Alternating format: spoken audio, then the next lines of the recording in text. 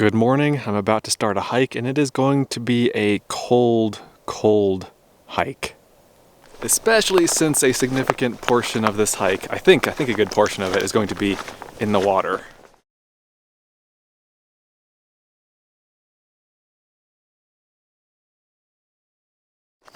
So I am in southwestern Utah, kind of between the cities of St. George and Cedar City, and I'm doing a pretty well-known and popular hike called Canara Falls. It's so popular, in fact, that you need a permit to do it, and because of that, I've never gotten around to this hike. I tend to be kind of loosey-goosey and spur of the moment with my travel plans, and so it's hard for me to plan far in the future as far as permitting for things. But I got this permit like last week and thought, yeah, let's do it, let's give it a shot. The snowy, icy conditions here are both good and bad. Good because it'll keep the riffraff away, because this is going to be kind of miserable. And that leads me into the bad, which is that it's going to be kind of miserable. But I'm actually wearing my waders and my wading boots that I use for cold weather fishing. So shouldn't be too miserable. Maybe just a little bit miserable, but I'm excited. This is a really beautiful spot, a very Instagrammable spot, very photogenic, so I'm excited to see it and to share it with you guys.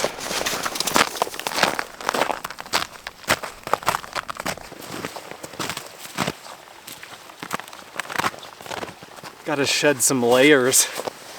I'm getting toasty.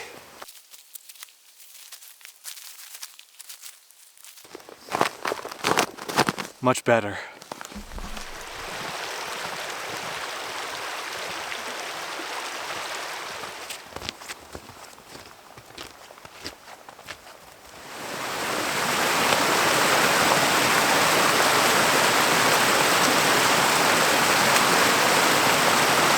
I don't relish hiking in the snow, but you can't deny that it's beautiful. The green trees, blue sky, red rock, white snow. It's a gorgeous combination.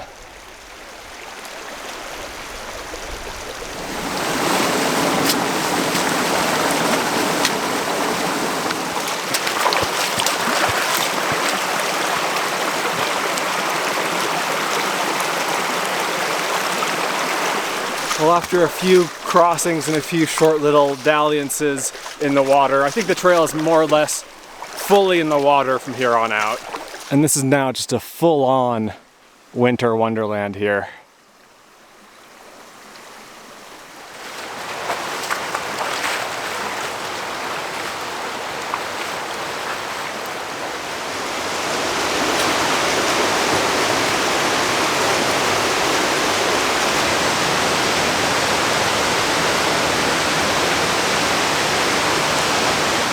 This is the main attraction of this hike. This is Canara Falls. That's amazing. Now, usually there's a ladder right here, but it's out of commission. The town is replacing it, and it'll be back sometime next week. That is normally what it looks like. That is the Instagram money shot right there. So I'm a little bit disappointed that that's not here, and I'm also disappointed that I won't be able to get above this waterfall to the second waterfall, which is this one. There is some chain and a rope and some rungs to hang on to, but I'm not going to do that. It's slippery, it's steep, looks a little bit sketchy. So I'll save the upper falls for a future trip. I'll come back anyway to see the new and improved bridge. But even just like this is a magical little place, a magical little hike, definitely worth doing, even if you only get to here, even if the ladder is missing.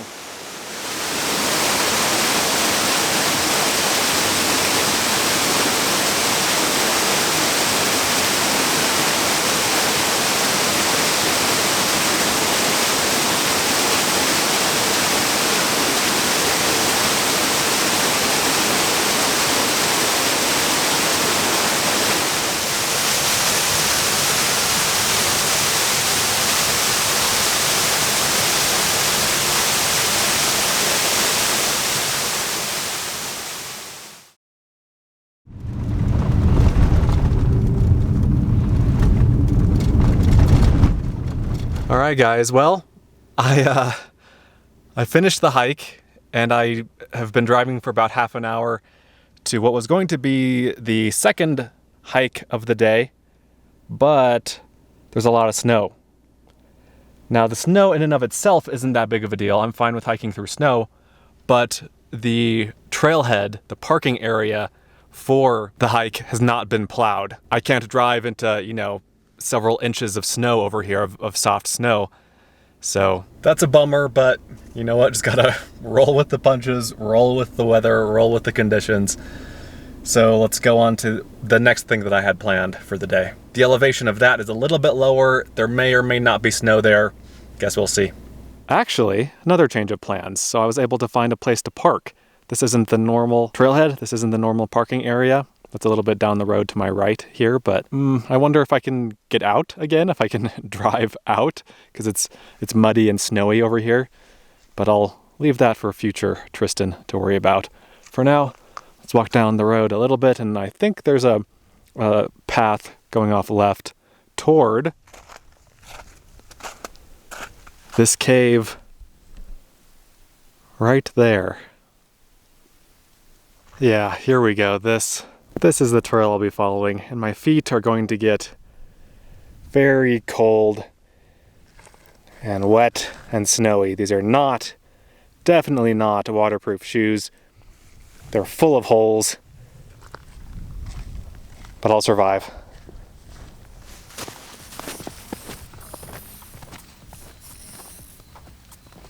And believe it or not, I get asked fairly regularly about the shoes that I wear for my hikes and adventures, and I wear the same ones for everything, basically. And I'm on my 5th pair, I think.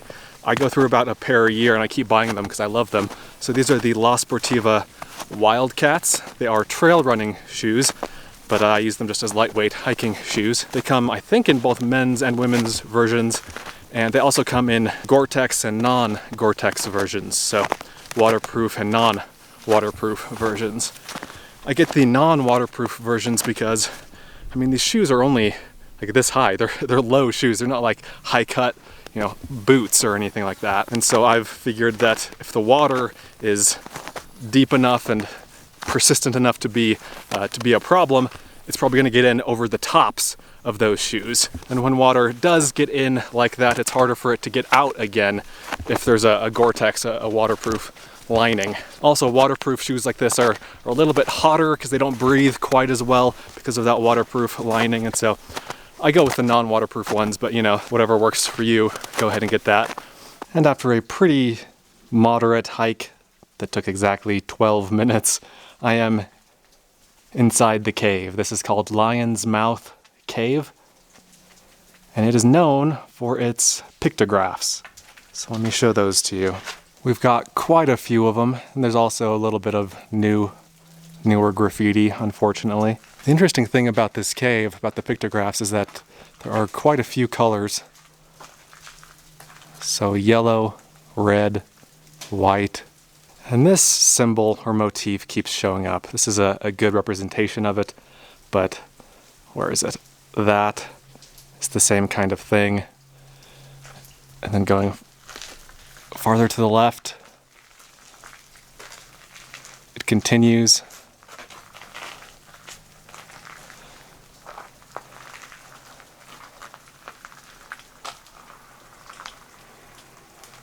But the real showstopper is at the upper end of the cave here.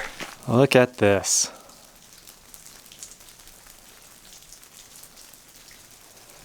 Now this section is a good 30 feet long. This looks like a hot dog with ketchup on it. I love this bear paw, this bear print right here. At least I think that's what that is on the left.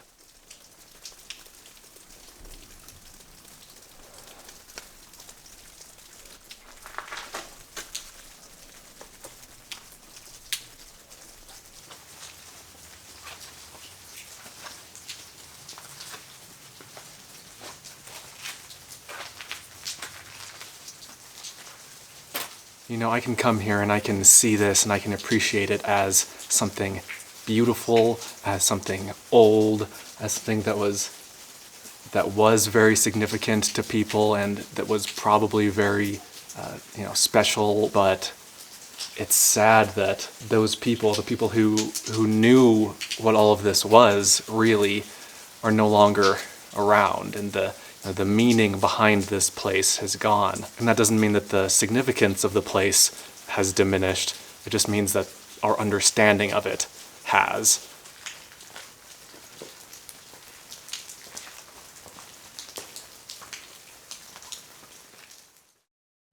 Alrighty, so about an hour and 20 minutes later, and I'm at what I think will be the final destination of the day, apart from finding a campsite. Out of the snow, obviously, thanks to going down in elevation, although there is still snow up on the mountain up here. These are what are these called? Pine Valley Mountains? I think that the biggest one is called Signal Mountain, Signal Peak. I've climbed it before, but I don't remember. I'm north of St. George. There's one other car in the parking lot here. Some pretty good views. This is the direction I'm headed, right here. But as far as views in this direction, this is Zion National Park over here. These are the cliffs of Zion National Park. But I've got, I think, a couple miles of hiking to do off in this direction. I think the trail out here is mostly flat and mostly pretty easy. Once we get to where we're going, then there are some ups and downs and you can scramble around and everything, but the hike to that point shouldn't be too bad.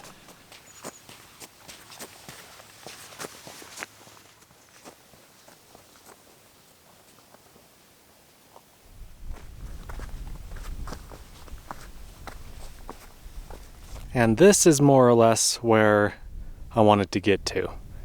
So these rolling, kind of like rolling sandstone bulges or knobs. This area, this kind of flat part that I've been hiking across from the parking area, is called Yant Flat. And then this area is called Candy Cliffs. So you'll see it referred to both of those online. But basically this is kind of an alternative to the extremely popular wave hike in in Arizona. And even if you don't know that hike by name, you probably know it by sight. I'll find a nice fancy picture of it and put it on the screen here. But that spot is known for its just like really beautiful, interesting wave-like rock formations. And this is the same kind of thing, but the issue with the wave is that it requires a permit.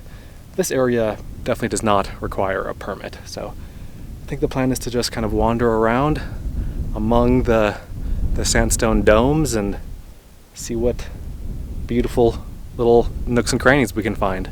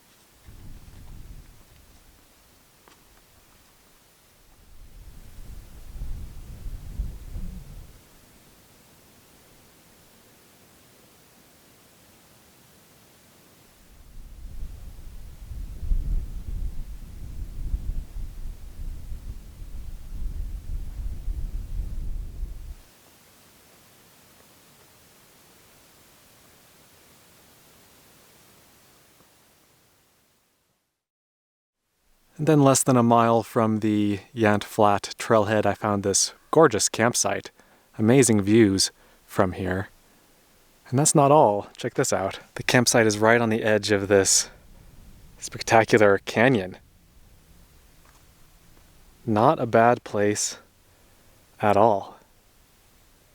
A campsite like this is a perfect way to end a really fantastic day. You know, it's getting a little bit difficult for me to find interesting things to see and do in this part of Utah that I haven't seen and done before, because I've been here so many times. I mean, I've been here dozens of times. And so the fact that I saw and did 3 really incredible things today, the Canara Falls hike, the cave with the pictographs in it, and then the Candy Cliffs / Yant Flat. Just a fantastic day. 3 incredible places. I'm happy and I'm thankful that I was able to experience all of those things today, and I appreciate you guys watching. I'm gonna stop filming now and relax for the 10 minutes of sunlight that I still have left here at this campsite. I'm gonna sit and enjoy the view and then have a turkey sandwich for dinner. Hope you guys enjoyed the video. Thanks for watching. Let me know what you think. Let me know what your favorite part was, and I will see you guys in the next one. Be sure to check out Adventure Know-How, my new site, where you can gain access to a map of all of my free campsites, plus monthly bonus videos that you won't find anywhere else. Learn more at adventureknowhow.com. And for links to everything else SUV RVing related, visit suvrving.com. Links to these sites and more will be in the video description.